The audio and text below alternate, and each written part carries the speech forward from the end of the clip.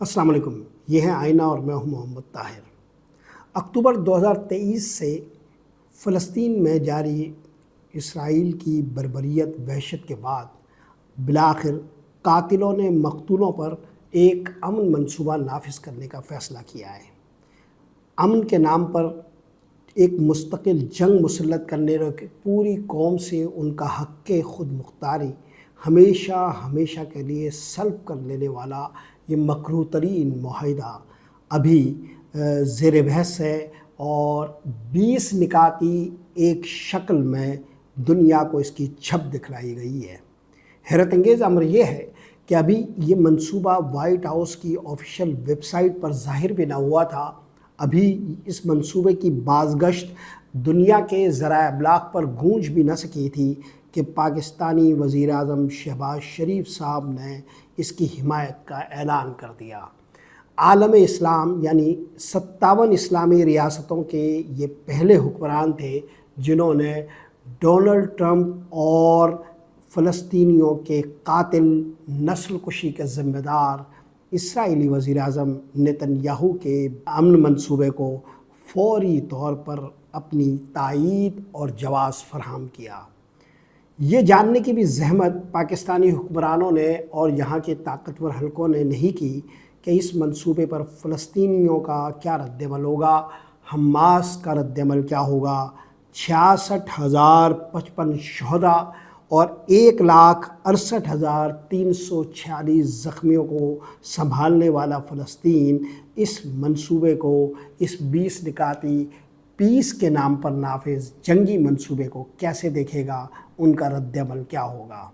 یہ جاننے کی بھی زحمت نہیں کی گئی کہ جو منصوبہ ہے 20 نکاتی، اس کو ڈونلڈ ٹرمپ کس نیت سے نافذ کر رہا ہے اور نیتن یاہو اس منصوبے کے حوالے سے کیا چال ڈھال اور جال تیار کر رہا ہے۔ پاکستانی حکمرانوں نے صرف امریکہ کی خوشنودی کے لیے، ڈونلڈ ٹرمپ کی رضامندی کے لیے فوراً سے پیشتر اس کی حمایت کا اعلان کر دیا۔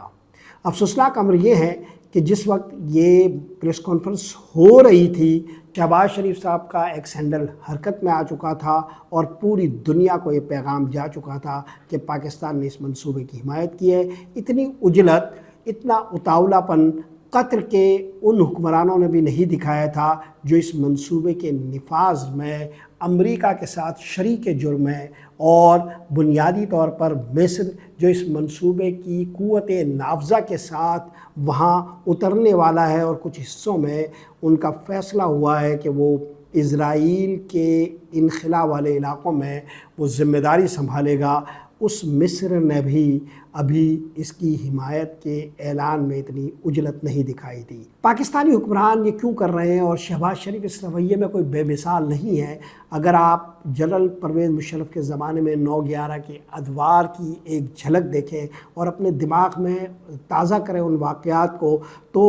اس وقت کے جو سیکریٹری خارجہ تھے کولن پاول، انہوں نے پاکستان کو کچھ شرطیں عائد کی تھی، کچھ شرطیں ان کو پیش کی تھی، اور وہ پورا شرط نامہ جوں کا تو جنرل پرویز مشرف نے قبول کر لیا تھا، اس لیے کہ وہ امریکہ کے ساتھ ایک ریکگنیشن کے عمل سے گزر رہے تھے۔ امریکہ ان کی حکومت کو لفٹ نہیں کرا رہا تھا۔ یہی مسئلہ موجودہ حکومت کے ساتھ ہے، وہ پاکستان کی غیر نمائندہ حکومت ہے اور اپنی حکومت کو برقرار رکھنے کے لیے ملک میں ایک منظم جبر اور استبداد کے ذریعے لوگوں کی نفسیات کو قابو کرنے کی کوشش کی جا رہی ہے۔ تو پاکستان کی موجودہ حکومت کا بھی مسئلہ کم و بیش وہی ہے جو جنرل پرویز مشرف کا تھا، مگر یہ اس وقت ہمارا موضوع نہیں ہے۔ امن منصوبے کی طرف جاتے ہیں، ان 20 نکات کی طرف کہ جو اس وقت پوری دنیا میں زیر بحث ہے۔ یہ 20 نکاتی منصوبہ کیا ہے، اس کو میں اسی چینل کے لنک میں ڈال دوں گا نکات وائز، تاکہ آپ دیکھ سکیں کہ یہ منصوبہ کیا ہے۔ لیکن عملی طور پر یہ وہ منصوبہ ہے جو اسرائیل پر ان کے حق خود مختاری کو ہمیشہ سلب کرنے پر منتج ہوگا۔ اگر آپ اس کے نکات کو غور سے دیکھیں اور اس کی باریکیوں کو دیکھیں تو اندازہ ہوگا کہ منصوبہ کس چالاکی کے ساتھ، کس ہنرمندی کے ساتھ اور کس مکاری کے ساتھ بنا ہے۔ حماس کا رد عمل رائٹرز، اس کے علاوہ گارجین، الجزیرہ اور ٹائمز آف اسرائیل سمیت جو مختلف جگہوں پر سامنے آیا ہے وہ یہ ہے کہ وہ 3 نکات کے حوالے سے کوئی کمپرومائز نہیں کریں گے۔ نمبر 1، فلسطینی حق کے خود ارادیت کو کمزور کرنے والی کوئی شک ان کے لیے قابل قبول نہیں ہوگی۔ دوسری بات انہوں نے یہ کہی ہے کہ وہ کسی ایسے امن کے منصوبے کو قبول نہیں کریں گے جو بنیادی طور پر جنگ بندی کا وعدہ یا ضمانت نہ دیتا ہو، یعنی اسرائیل کی طرف سے جنگ بندی کے معاملے کو آئندہ کسی منصوبے پر ٹالنا فلسطین کے لیے قابل قبول نہیں ہوگا۔ اور تیسری بات انہوں نے یہ کہی ہے کہ اسرائیلی افواج کے فلسطینی علاقوں سے مکمل انخلا کی کوئی ضمانت اگر موجود نہ ہو تو ایسا منصوبہ ان کے لیے قابل قبول نہیں ہے۔ اگر آپ ڈونلڈ ٹرمپ کے 20 نکاتی معاہدے کو اپنے پیش نظر رکھیں تو اندازہ یہ ہوتا ہے کہ بنیادی طور پر اسرائیل کا جو انخلا ہے وہ ادھار پہ رکھا گیا ہے، جبکہ حماس کو ہتھیار ڈالنے کی ایک تنبیہ کی گئی ہے کہ وہ جلد سے جلد اپنے ہتھیار ڈال دیں، یعنی یہ معاہدہ ملنے کے بعد اس معاہدے کی ان تک ترسیل ہونے کے 48 اور 72 گھنٹوں کا انہیں وقت دیا گیا ہے۔ تو گویا اگر آپ دیکھیں تو حماس سے ہتھیار پھینکنے کا جو مطالبہ ہے وہ نقد ہے، جبکہ اسرائیلی افواج کے انخلا کا معاملہ ایک ٹائم شیڈول پر جائے گا، یہ ادھار ہے اور یہ بھی ابھی مذاکراتی عمل کا حصہ ہوگا، یعنی کیسے انخلا کہاں ہوگا، اور یہ امریکہ کے ساتھ انڈرسٹینڈنگ سے ہوگا، اور یہ اس 20 نکاتی امن منصوبے کو قابل قبول بنانے کی راہ میں مزاحم ہوگی۔ حماس کے اگر رد عمل کو دیکھا جائے جو غیر ملکی ذرائع ابلاغ سے سامنے آیا ہے تو وہ کسی ایسے حل کو قبول نہیں کرتی جو کسی ثالث یا غیر ملکی بورڈ پر مبنی ہو غزہ کے کنٹرول کے حوالے سے۔ ان کا واضح اعلان اور موقف یہ ہے کہ غزہ کی حکمرانی کسی ثالث کے حوالے اور کسی غیر ملکی بورڈ کے حوالے سے نہ ہو، جبکہ 20 نکاتی امن منصوبے میں بالکل ابتدائی نکات میں ہی اسی پر زور دیا گیا ہے۔ اس کے علاوہ حماس ان شکوں کو متعصبانہ قرار دے رہی ہے جو غزہ پر ان کے اثر کو ترک کرنے یا پھر ہتھیار ڈالنے کے مطالبے کو دہرا رہی ہے، یعنی حماس سے ہتھیار ڈالنے کا جہاں جہاں کہا جا رہا ہے اور غزہ پر اپنا اثر چھوڑنے کا جہاں جہاں کہا جا رہا ہے، ان شکوں کو حماس نے ابھی سے متعصبانہ قرار دے دیا ہے۔ اس ابتدائی رد عمل کی روشنی میں آپ اندازہ لگا سکتے ہیں کہ 20 نکاتی اس امن منصوبے کا مستقبل کیا ہوگا۔ ایک ابتدائی بات چیت کا ڈول تو اس کے ذریعے ڈالا جا سکتا ہے، لیکن یہ کوئی مستقل حل نہیں ہے اور نہ ہی یہ کوئی قابل قبول حل ہے۔ قاتل اپنے مقتولوں پر جو حل نافذ کرتی ہے یا ظالم اپنے مظلوموں کے لیے جو حل مہیا کرتی ہے وہ کم و بیش ایسا ہی ہوتا ہے جو 20 نکاتی امن منصوبے میں ڈونلڈ ٹرمپ کی طرف سے اور نیتن یاہو کے اتفاق کی صورت میں سامنے آیا ہے۔ ایسا حل فلسطینیوں کے لیے کبھی قابل قبول نہیں ہوگا اور ایسی رقاقت آمیز دستاویز کی حمایت کرنے والا کوئی مسلم ملک ہمیشہ اپنے عوام کی نظروں میں پست سطح پر رہے گا، غداروں کی طرح دیکھا جائے گا اور ایسے حکمرانوں کو ہمیشہ تاریخ برے الفاظ سے یاد کرے گی۔ ہماری مسلم دنیا کے حکمرانوں نے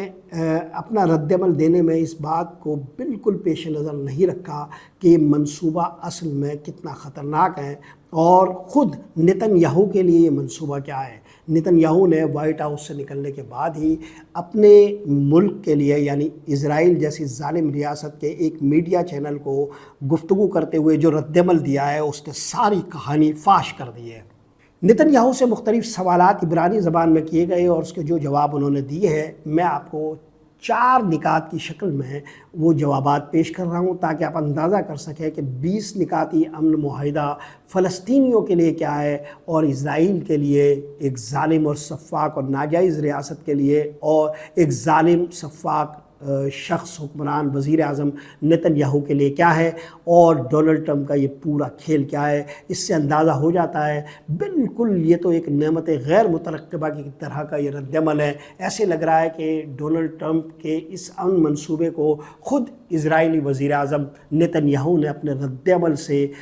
سیبوٹاج کر دیا ہے۔ اگر مسلم دنیا ذرا سی غیرت مند ہو، اگر مسلم دنیا کے حکمران تھوڑے سے بھی اپنے عوام کے لیے مخلص ہوں تو نیتن یاہو کے اس رد عمل کو اپنا ڈیفنس بناتے ہوئے پوری طرح ڈونلڈ ٹرمپ کے اس 20 نکاتی امن منصوبے کو رد کر سکتے ہیں۔ نیتن یاہو نے یہ کہا کہ حماس نے ہمیں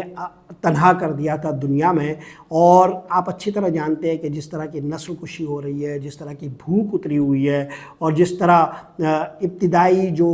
جائز بنیادی انسانی حقوق ہے اس کو وہاں پامال کیا جا رہا ہے، اور جو ابتدائی طبی امداد تک مظلوم فلسطینیوں کو نہیں دی جا رہی، اس پر جو عالمی چھوی بنی ہے اسرائیل کی، اور نیتن یاہو کو جس طرح ایک ظالم اور سفاک آدمی کے طور پر تسلیم کیا جا رہا ہے، اس کے باعث خود نیتن یاہو پر اس کا اثر تھا، اور اسرائیلی ذرائع ابلاغ میں یہ باتیں بہت تواتر سے آ رہی تھی۔ چنانچہ اس کی طرف اشارہ کرتے ہوئے نیتن یاہو نے کہا ہے کہ حماس نے ہمیں تنہا کر دیا تھا، مگر اس 20 نکاتی امن معاہدے کے ذریعے ہم نے حماس کا گلا ایک طرح سے دبوچ لیا ہے۔ اب وہ